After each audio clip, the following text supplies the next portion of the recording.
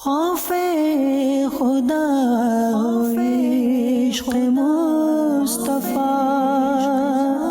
علم و عمل اصلاح معاشرہ، فقہ شریعت و طریقت کا ہے مجموعہ مدنی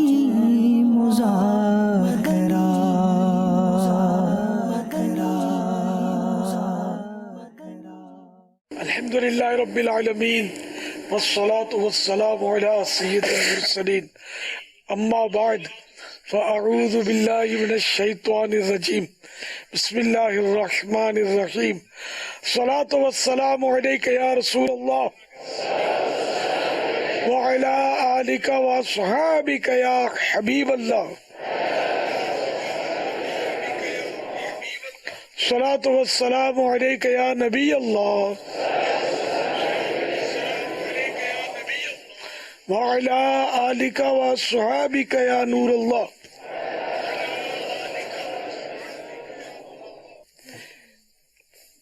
رسالہ ضیاء درود و سلام پیج نمبر 8، فرمان مصطفیٰ صلی اللہ تعالی علیہ وآلہ وسلم، جسے یہ پسند ہوگا اللہ پاک کے بارگاہ میں پیش ہوتے وقت اللہ پاک اس سے راضی ہو، اسے چاہیے کہ مجھ پر کثرت سے درود شریف پڑھے۔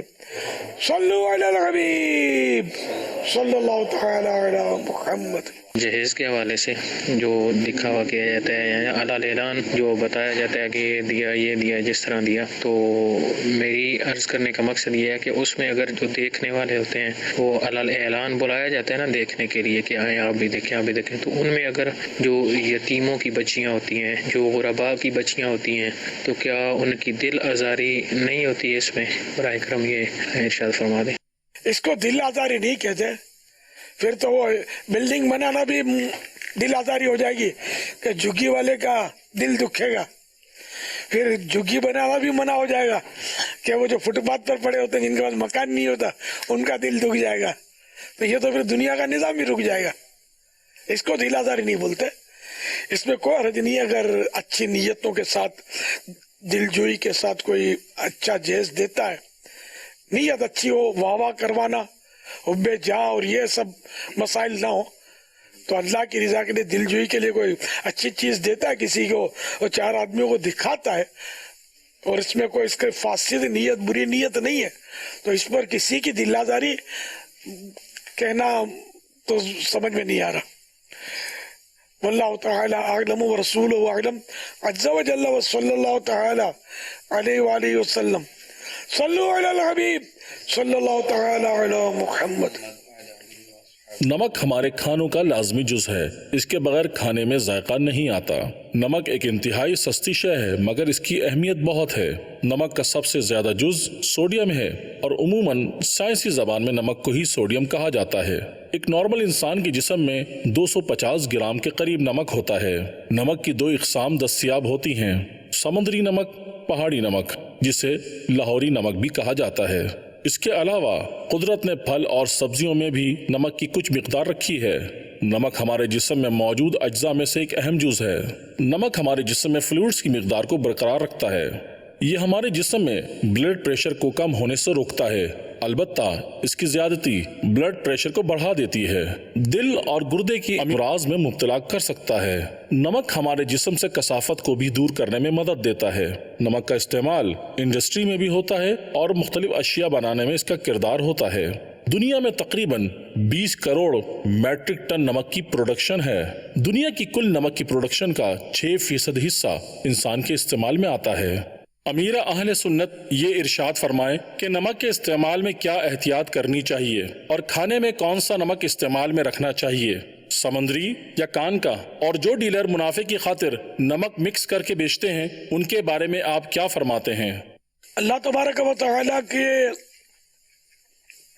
فضل و کرم میں سے ایک فضل و کرم یہ نمک بھی ہے، بہت بڑی نعمت ہے، اور یہ اللہ کی شان ہے کہ جس نعمت کی زیادہ بندے کو ضرورت ہے وہ یا سستی کر دی یا مفت کر دی۔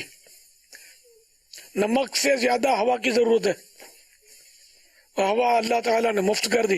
حالانکہ اتنی بڑی نعمت ہے کہ 1 منٹ کے لیے روک دے تو بندے ڈھیر ہونے شروع ہو جائیں. کھانا جو ہم روٹین وائز کھاتے ہیں اس سے ہٹ کر یہ استعمال ہوتا ہے تو یوں نمک کی مقدار بدن میں زیادہ جاتی ہے اور کچھ نہ کچھ مقدار جو ہے وہ نمک کی گردے میں رک جاتی ہے, ٹھہر جاتی ہے, ادھر ادھر چپک جاتی ہے اور اس سے پھر گردے میں خرابیاں پیدا ہوتی ہیں. اور آج کل ویسے ہی آپ سنتے رہتے ہوں گے کہ اس کے گردے فیل ہو گئے, اس کے گردے فیل ہو گئے. تو ایک تو نمک کی بے احتیاطی, پھر پانی نہیں پیتے کہ اگر پانی نمک کو نکالے گا, فلٹر کرے گا, یعنی گردے کو صاف کرے گا, لیکن پانی بھی کم پیتے. بدن کی حفاظت کرنی چاہیے تاکہ ہم اچھی طرح عبادت بجا لا سکیں. اچھا, ساحل نے یہ بھی کہ وہ کون سا نمک استعمال کیا جائے, میری ناقص معلومات کے مطابق یہی پہاڑی نمک, لاہوری نمک. مدنی چینل کے ناظرین, آئیے آپ کو ایک بڑا پیارا سا مدنی گلدستہ جو فی الواقع کیا ہوا آپ کو ایک دکھاتے ہیں, آپ کو مزہ آئے گا انشاءاللہ الرحمن. اللہ اللہ اللہ اللہ اللہ اللہ اللہ اللہ اللہ اللہ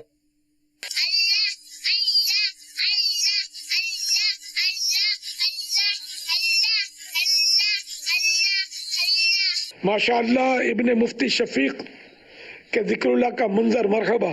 حسن رضا کو مزے کو مزہ آ گیا.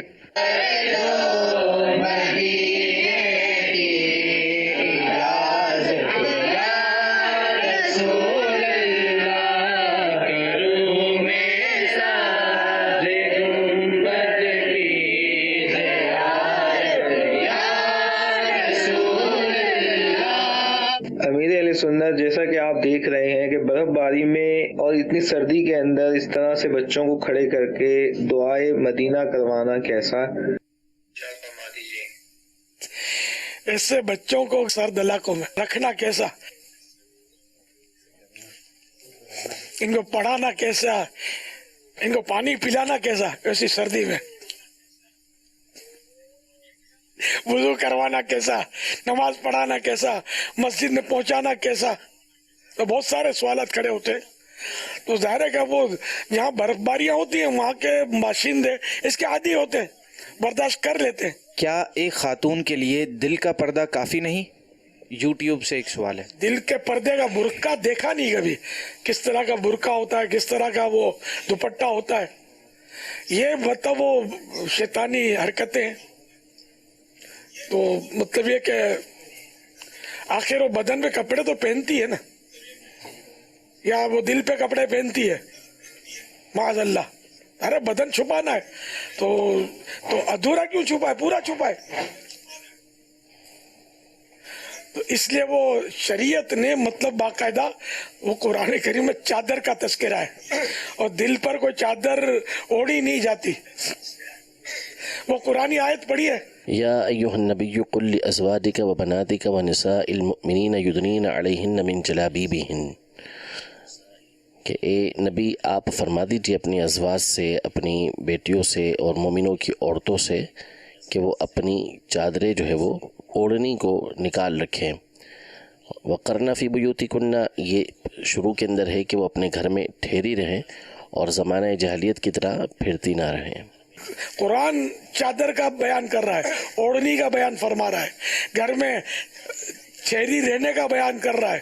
اور یہ کہتی ہے کہ دل کا پردہ کافی ہے, گھومتی پھرتی رہے. تو دل کا پردہ ڈال کے اندھیری رات کو کیا اکیلی گھومے گی؟ دل کا پردہ ڈال کر, دل پہ پردہ ڈال کر کیا جنگل بیابان میں اکیلی بیٹھ جائے گی جوان عورت؟ کبھی نہیں بیٹھے گی. یہ بالکل یعنی شیطانی چال ہے. میری مدنی بیٹیاں ان چکروں میں نہ پڑیں, اور جو حکم شریعت ہے, جن چیزوں کا شریعت نے چھپانے کا حکم دیا اسی کو ڈن کریں, اسی پر اپنا ایمان ہے. جو اللہ اور رسول نے فرمایا ہمارا اس پر ایمان ہے. جو ضرورت سے زیادہ پڑھے لکھے لوگ بک بک کر رہے ہوتے ہیں اس پر ہمارا ایمان نہیں ہے. لیڈیز فرسٹ, کبھی بولیں گے لیڈیز فرسٹ, کبھی بولیں گے مرد اور عورت شانہ بشانہ, شانہ بشانہ. کہتے کیا ہو, کیا تمہاری ماں بہن کو تم کسی غیر مرد کے ساتھ شانہ بشانہ کندھے ملا کر چلنے کی ترغیب دے رہے ہو؟ نہ حیا کہاں ہے. تو اس طرح کی باتوں میں نہ پڑے. جو اللہ اور رسول فرمائے وہی ماننا ہمیں اور وہی درست ہے, اسی میں نجات ہے. عامر شہزاد بھائی پوچھ رہے ہیں مہندی مرد حضرات ہاتھ پاؤں پر کیوں نہیں لگا سکتے, دلیل دیں. عورت کی نقالی ہے. مرد حضرات برقع بھی نہیں پہنتے, نقاب چہرے پر نہیں کرتے, دلیل دیں. مرد چہرے پر مہندی لگاتے ہیں, عورت چہرے پر مہندی کیوں نہیں لگاتی, دلیل دیں. جو عورت کا جواب مرد کا جواب. من تشبہ بقوم فہو منہم, جو جس قوم کی مشابہت کرے وہ انہی میں سے ہے. تو مرد کو عورت کی نقالی کرنا اور عورت کو مرد کی نقالی کرنا یہ شریعت نے منع فرمایا ہے. تو اس لیے وہ مردوں کو ہاتھ پاؤں مہندی سے رنگنا منع کیا گیا کہ یہ عورت کے لیے ہے, مرد کے لیے نہیں. عامر رضا پوچھ رہے ہیں کیا چاول کھانا حدیث پاک سے ثابت ہے؟ گوشت جنت کے کھانوں میں پہلے نمبر پر اور دوسرے نمبر پر چاول ہے. انشاءاللہ جنت میں آقا کے قدموں میں بیٹھ کر گوشت بھی کھائیں گے, چاول بھی کھائیں گے انشاءاللہ. اور سب سے پہلے کیا کھائیں گے, جواب دیجئے. جی باپو, جی جواب دے گا. لینا ہے. میری برادری کو چل مدینہ ہونا ہے نا. السلام علیکم بابا. وعلیکم السلام محمد ورحمۃ اللہ وبرکاتہ. عمر 60 سال. جنت میں سب سے پہلے مچھی کون سی غذا کھائیں گے؟ مچھی کی کلیجی. ماشاءاللہ, مچھلی کی کلیجی کا کنارہ جنت کی سب سے پہلی غذا ہوگی. جواب درست مان لیا جاتا ہے. پور بہار موسم ہے اور الحمدللہ پچھلے ہفتے سے جو چل مدینہ, بلکہ 2 ہفتے ہو گئے, چل مدینہ کے حوالے سے اسلامی بھائیوں کی کوششیں 7 کروڑ مرحبا. ایک اسلامی بھائی کا پیغام میں نے سنا, اور امیر سنت نے جو بیان کیا نا کہ وہ اسلامی بہنوں کے مدنی انعامات اتنے ہوں گے تو وہ چل مدینہ کی سعادت پا سکتی ہے, مطلب کوشش ہو سکتی ہے. تو ان کے محرم کے بھی اتنے مدنی انعامات, یعنی 66 مدنی انعامات ہوں. تو ایک اسلامی بھائی کا بڑا رقت بھرا, سوز بھرا اور تڑپتا ہوا پیغام میں نے سنا کہ میرے گھر والے مجھے یہی کہہ رہے ہیں کہ میرا تو مدنی انعامات پر عمل ہے, آپ کا نہیں ہے, تو کیا میں آپ کی وجہ سے چل مدینہ کی سعادت سے محروم ہو جاؤں گی. اور وہ بیچارے تڑپ کر انہوں نے پیغام دیا کہ میں نے مدنی انعامات کا رسالہ بھرنا شروع کر دیا ہے, مجھے تھوڑا سا وقت دیں, میں نہیں چاہتا کہ میری وجہ سے میرے گھر والے بھی رہ جائیں. اب اسلامی بھائی اپنی درخواستیں دینا چاہتے ہیں, آپ سے مطالبہ کرنا چاہتے ہیں, اب کریں تو کیسے کریں, کہاں کریں, کس سے کریں, کدھر کریں, کون سا ذریعہ استعمال کریں, تو اس معاملے میں کیا فرماتے ہیں آپ؟ میری درخواست اور مجھ سے درخواست میں کیا ہوں, میرے لیے دعا کریں کہ میرے بھی اسباب ہو جائیں حاضری کے, ظاہری باطنی اسباب ہو جائیں اور میں بھی آقا کی گلیوں میں پہنچ جاؤں, سبز گنبد کے سائے میں میری حاضری ہو جائے. بھائی ان رونے والوں کا صدقہ مجھے بھی نصیب ہو جائے.